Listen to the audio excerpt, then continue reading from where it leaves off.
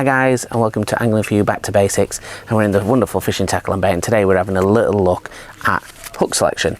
Now it's a mad thing to look at all the different hooks, especially if you're new to fishing or you are just new to tying your own hooks up. So this video we're going to shine a majority on the hands to talk around different shapes and why we would use them for different things, and hopefully that'll help you out moving forward with your fishing. Right guys, so we have a selection of different hooks. Now what I've done is I've gone with bigger hooks to try and give you a little bit more visual, so you would probably use smaller variations of this.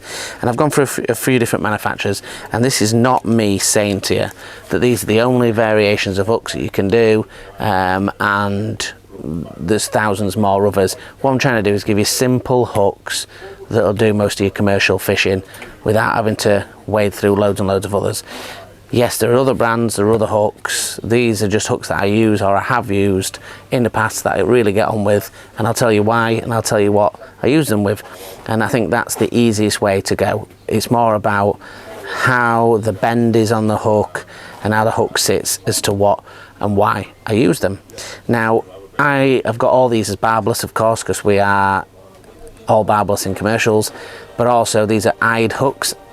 If you want to learn how to tie spade ends, I don't want to be the person to teach you because it's not something I use, so I wouldn't want to go through things with you that I don't necessarily use.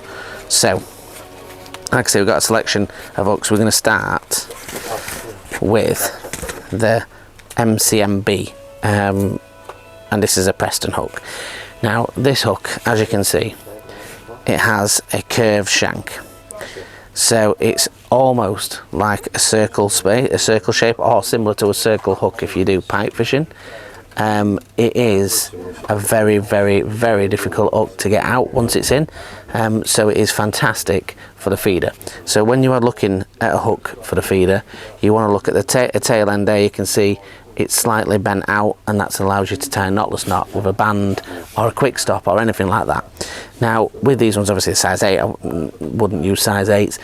You're looking at an average of 16s or 18s depending on what type of venue fish, or 14s is the maximum usually for me, for this hook. Like I say, it goes up to 8s in there. If you're allowed to use it, you could obviously use it for your bigger fish, but what makes them so great is with the shape. They are great to use with a bandem, a wafter, a hard pellet, or a corn if they're quick stopped, or they are bait banded or bayonets. What makes them so good is not only are they curved, they are slightly outshanked. So when you hook into, predominantly I would use these for F1 fishing, F1s that notoriously head shakers and will throw the hook and are shy biters. They're super duper sharp, and they go in, and once they're in, 9 times out of 10 they stay in and they don't come out. So first hook I've showed you is this one, and if you use this for your feeders and all your banded work, you're not going to go far wrong. Is there other hooks like this that will do banding, banded? Of course there is, but for me that's one of the best kind of shaped hooks that I use for that. The other one what's similar to that is what they call a Q-curve hook from Midi. Now what I would say is if you're going for bigger fish, this is a QC-1 method wafter. So it does actually tell you on there, but I found that the gauge and the strength of this hook is really good for the bigger fish. So if I'm fishing for carp or bigger carp on a wafter or a bandem, or even sort of 8mm pellets, so this is the kind of hook that I'd have a look for. So it's a similar pattern where it's curved over and slightly off center, but super strong, super sharp, and stays in, and it's that little additional bit of strength that I do value when fishing for carp. So those first two hooks are my go-to kind of hooks when you're fishing, for 1 for carp or 2 for F1s. And again, not that I'm saying that there isn't other hooks. There's loads of hooks that people that are like. The similar QM1s from Guru are very similar shape hooks as well, and are great for F1 work and stuff like that. So like I said, I'm just showing you a few of the shape. You can look at that shape and go and see some other brands as well, that may suit what you want to fish with, or you've got confidence in. So next hooks. These for me are one of the hooks that I really like to use for paste fishing. So they're a midi bagging carp. Now I do use other paste hooks, and I like the Guru Extra Strong, and I do like the Matrix hooks as well, the I think the 4s, and I do like PR36s, which are Preston hooks. But again, it's not always about which is the best hook, it's about the shape, and that's what we're looking at. So again, the difference here is the hook. You can see the gape slightly wider. Now with a paste, you want to be able to, it's got a straight shank, and we're going to still tie a knotless knot, which will kick out the hook slightly to an angle, and we'll leave the tag end obviously to help with holding the paste, but it's got a wider gape, and having that wider gape allows you to get more purchase when lifting up on the strike into the fish, and 9 times out of 10 you're fishing for bigger fish. It gives you that great sharp hook hold. You can see there's slightly toe in on the end, the tip of the hook, and that's very similar from all those other ones that I described to you as well, from other brands. But that's the kind of hook I would look for when fishing paste: a wider gape, a straight shank to give me that little kick out. The reason I like the kick out is that most fish suck it in, it's slightly kinked, and they pull the hook and it's straight in, and 9 times out of 10 you're going to make a good hook up on there.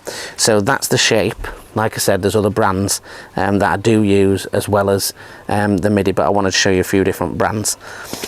Next one, going on to that similar straight shank. Now this one's not got a picture, so I'm going to try and get one out for you. These are the gpmbs. So M obviously standing for medium, so it's a medium gauge hook, but very, very sharp, as most of the Preston hooks are. But again, it is the shape. So I'll do my best to show this hook. Hope we can see it.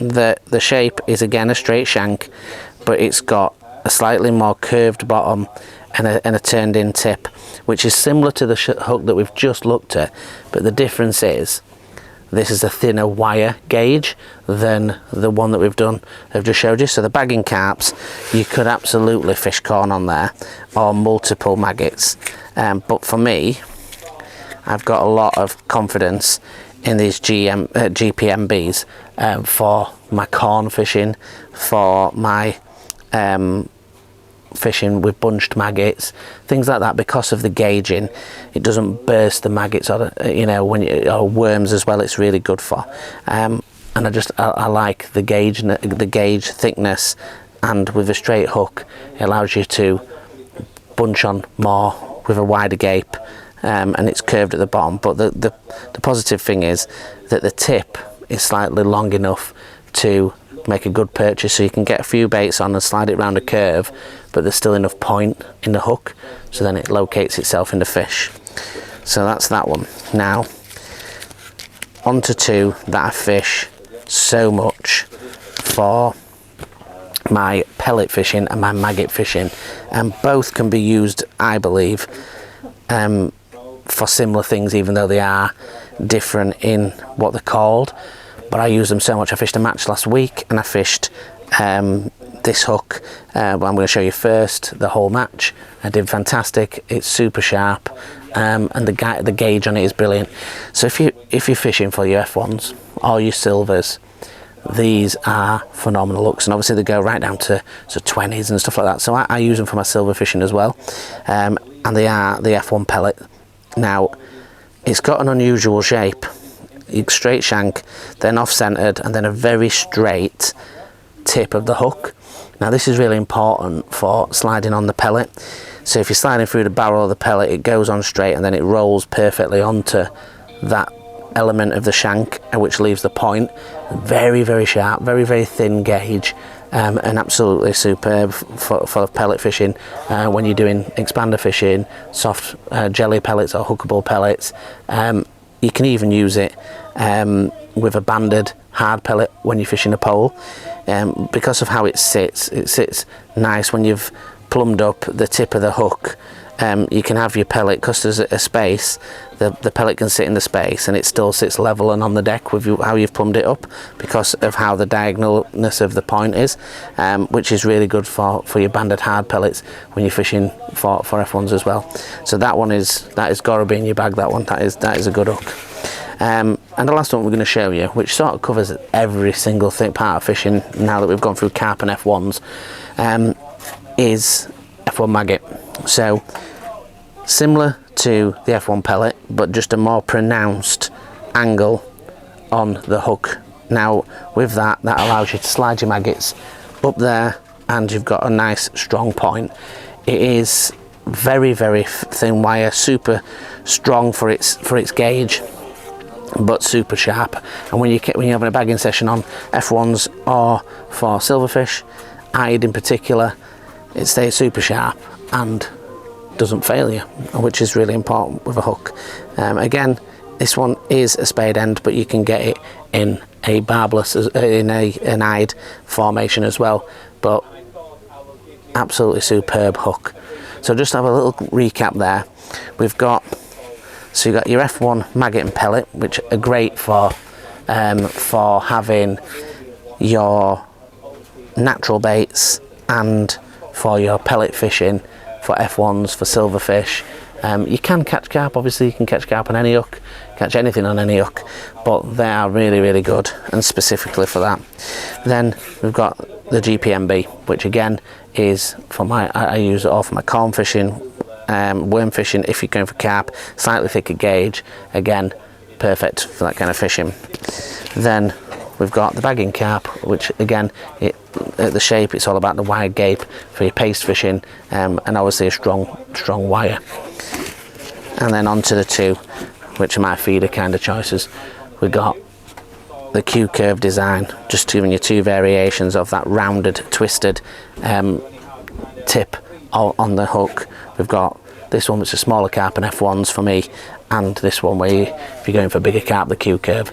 Let's jump back onto main camera and finish it. Right guys, so hopefully this little selection of sizes and shapes of hooks gives you a little helping hand in the absolute sea of hooks that are out there. Now obviously there's lots of brands that do similar shapes, so it's about finding what works for you. It's the shapes really that we're discussing today, and the gauge of the wire that we're talking about, to allow you to know what it is best for best. Most hooks will tell you on the back what they're ideal for. Most hooks will tell you what size fish they're aimed at, so do check that out. But in my experiences, for me, these have worked some of the best shapes for catching the fish that I try and target.